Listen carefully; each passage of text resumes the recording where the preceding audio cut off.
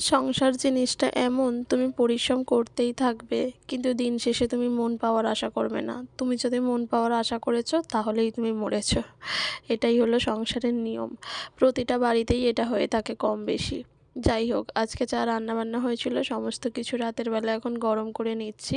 আর আমাদের এই বাড়িতে দুপুরের যদি কোনো রান্না থাকে সেটা কিন্তু গরম না করে খাওয়া হয় না, তাই ভালো করে গরম করে ফুটিয়ে নিলাম।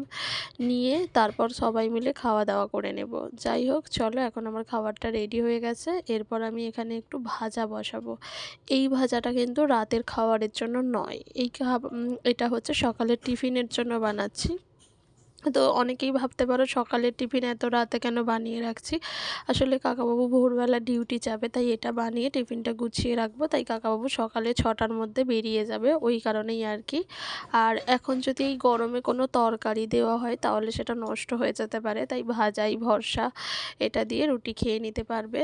তো তারপর ভাজাটা বসিয়ে দিয়ে মানে বানানোর পরে আমরা সবাই মিলে খাওয়া দাওয়া করে নিয়েছিলাম। খাওয়া দাওয়ার পরে দেখো এত বাসন জমেছে। তো সমস্ত বাসন এখন আমি মাজবো। তো আমি বাসনগুলো মেজে পরিষ্কার করতে থাকি, তারপর ঘুমোতে যাব। আর তোমরা ততক্ষণ পরের ভিডিওর জন্য অপেক্ষা করতে থাকো। টাটা।